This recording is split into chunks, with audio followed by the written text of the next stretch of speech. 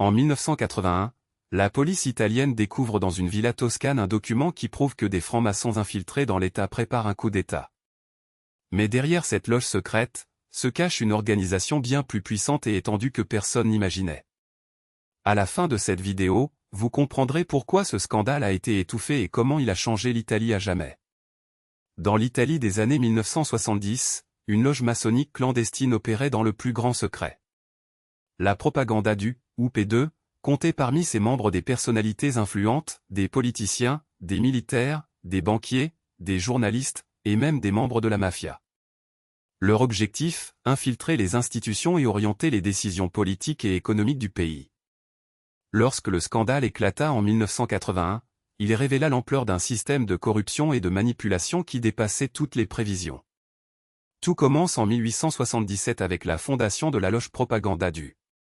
Mais c'est en 1966, sous la direction de Licio Gelli, que la P2 prend une nouvelle dimension. Gelli, un ancien militant fasciste, parvient à recruter des personnalités influentes et à les placer à des postes stratégiques. En quelques années, la loge compte environ 1000 membres, dont 30 députés, 12 sénateurs et 3 ministres. La P2 contrôle ainsi une partie du Parlement, de l'armée, de la justice et des médias. Mais comment cette organisation a-t-elle pu s'implanter si profondément dans les institutions italiennes?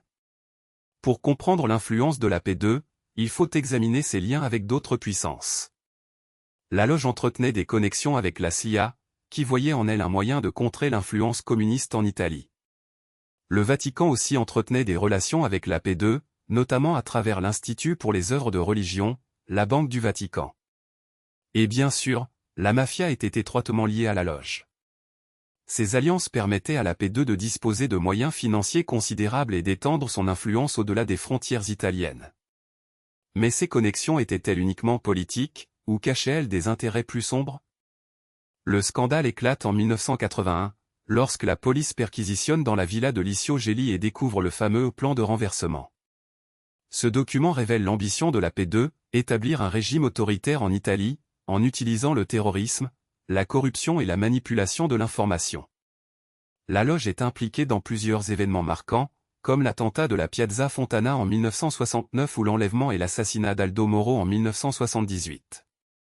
Mais le scandale le plus retentissant reste la mort suspecte du banquier Roberto Calvi, surnommé Dieu le Père, retrouvé pendu sous un pont à Londres en 1982. Suicide ou assassinat? L'affaire reste aujourd'hui encore entourée de mystères. La découverte de la P2 a révélé l'existence d'un système de pouvoir occulte en Italie, capable d'infiltrer les institutions et d'influencer les décisions politiques et économiques. Mais de nombreuses questions restent sans réponse. Qui étaient réellement les maîtres d'œuvre de la P2? Quels étaient leurs véritables objectifs? Et surtout, dans quelle mesure leur influence a-t-elle perduré après le scandale de 1981? L'histoire de la P2 nous rappelle que le pouvoir peut parfois se cacher là où on ne l'attend pas. Si cette vidéo t'a appris quelque chose, laisse un commentaire. Et abonne-toi pour ne pas manquer la prochaine vidéo sur les sociétés secrètes qui ont façonné notre monde.